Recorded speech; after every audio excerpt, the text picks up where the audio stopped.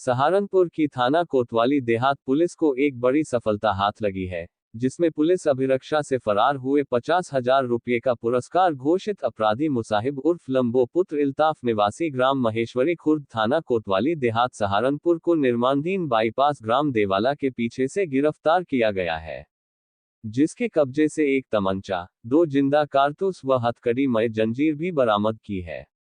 मामले की जानकारी एसपी सिटी व्योम बिंदल ने प्रेसवार्ता के दौरान दी। के बारे में आपको अवगत कराना चाहूँगा कि वर्ष 2024 के दिसंबर माह में थाना कोतवाली देहात पर एक मुकदमा लिखा गया था, जिसमें एक व्यक्ति द्वारा लूट और हत्या की घटना को अंजाम दिया गया था। इसका पुलिस ने सफल अनावरण करके उसका जो अभियुक्त था, जिसका नाम था मुसाहिब उर्फ लंबो, उसको गिरफ्तार कर लिया था और वह जिला कारागार सहारनपुर में निरुद्ध था। उसने किसी मेडिकल प्रॉब्लम की जो है पुलिस को सूचना दी। पुलिस ने तत्काल उसे अस्पताल में भर्ती कराया। वहां से उसे मेरठ मेडिकल कॉलेज में रेफर कर दिया।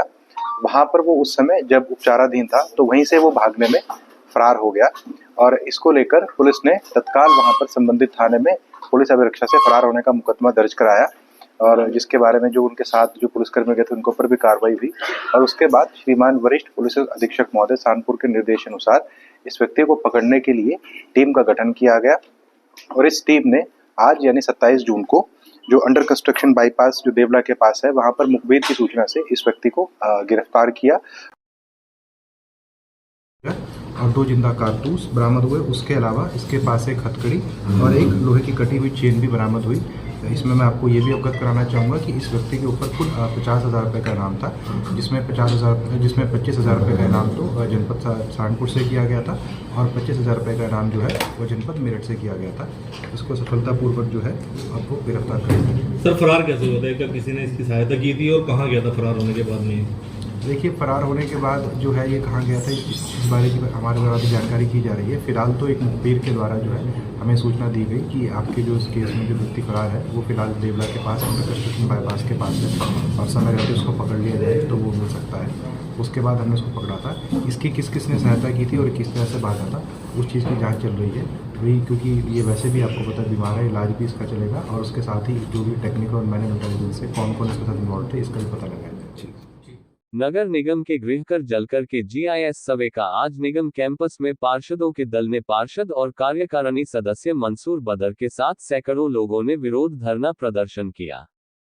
धरने में पार्षदों के साथ नगर और 32 गांवों के अलग अलग मोहल्लों से आए हाउस टैक्स स्वामी थे, जिनकी संख्या 600 से 700 के बीच थी। खास बात ये रही कि इस विरोध प्रदर्शन में महिलाओं की संख्या पुरुषों से ज्यादा रही। पार्षद मंसूर बदर ने कहा कि जब नगर और 32 गांवों में 12.5% गृहकर जलकर पहले ही बढ़ा दिया है तो जीआईएस का क्या औचित्य। उन्होंने कहा कि टैक्स को 100 गुना से ज्यादा बढ़ा दिया गया है, जो कि जुल्म है। नगर की जनता इसको बर्दाश्त नहीं करेगी। देखिए, जीआईएस सर्वे जो भौगोलिक सर्वे जिसे नाम दिया गया है उसके विरोध में ये सर्वे हुआ और बहुत खुशी का मकाम है कि जितने हमारे पुरुष भाई रहे उससे ज़्यादा महिलाओं ने भागीदारी की, क्योंकि महिलाएं घर का बजट बनाती हैं और वो बजट उनका इसलिए गड़बड़ा गया कि उनका 50 रुपये का, 100 रुपये का, 200 रुपये का, 500 रुपये का हाउस टैक्स 25,000 50,000 रुपये आ रहा। जब नगर निगम ने 12.5% हाउस टैक्स को बढ़ा दिया गया तो फिर इस जीआईएस सर्वे का क्या औचित्य है? कई 100 गुना कैसे बढ़ा दिया? ना शमशान छोड़ा, ना कब्रिस्तान छोड़ा, ना मंदिर छोड़ा, ना मस्जिद छोड़ा। तो जीआईएस सर्वे तो ऐसा निर्दयी सर्वे है, उसने तो कुछ ही छोड़ा ही नहीं। एक 50 गज का घर जो एक गरीब आदमी रिक्शा चला के पता नहीं किस तरह उसने अपना घर बनाया, 5,000 रुपये का टैक्स कैसे देगा?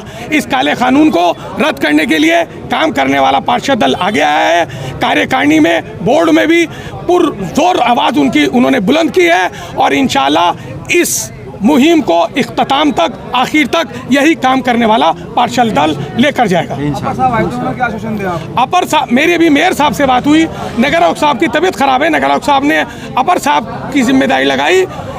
हमारी सिर्फ मांग है कि आप इसे अगर रद्द नहीं कर सकते, शासन द्वारा है, तो आपके माध्यम से ये रद्द करने के लिए शासन तक भेजने का इसको काम किया जाए। अगर रद्द नहीं होता तो आगे क्या रणनीति रहेगी? आगे की रणनीति यह है जो मैं डिस्क्लोज कर चुका, तमाम पार्षद साथी मजबूती के साथ इसका विरोध करेंगे, अनिश्चितकाल धरना देंगे, अगर आमरण अनशन करना पड़ा तो आमरण अनशन भी करेंगे।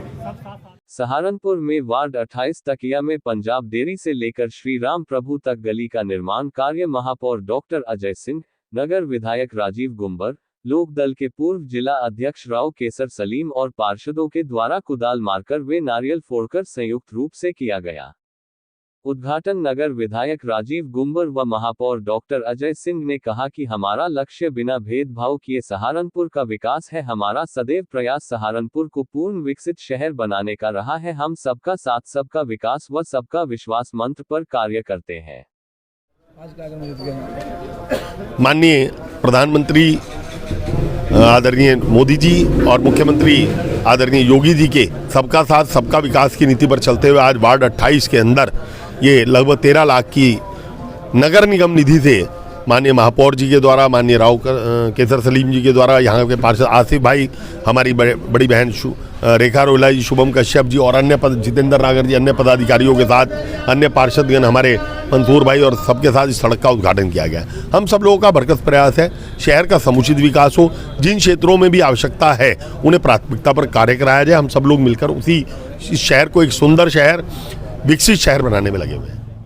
सहारनपुर में मुहर्रम का चांद दिखाई दिया। साल हिजरी 1447 का आगाज मुहर्रम की एक तारीख 27 जून से हुई, जिसको लेकर इमामबाड़ों में मुहर्रम की तैयारी पूरी हो चुकी है। मातमी अंजुमनों ने जुलूसे अलम निकालकर मुहर्रम का आगाज किया। मजलिसों का सिलसिला शुरू हुआ। मुहर्रम का महीना हजरत इमाम हुसैन की शहादत को याद दिलाता है। हजरत इमाम हुसैन अलैहिस्सलाम रसूल खुदा के नवासे थे, जिन्होंने करबला के मैदान में इस्लाम धर्म को बचाने के लिए अपने 6 माह के बच्चे से लेकर नौजवानों व 90 साल के बुओं की शहादत दी थी और खुद भी शहादत दी थी। मुहर्रम का महीना इस्लामिक कैलेंडर के अनुसार पहला महीना होता है।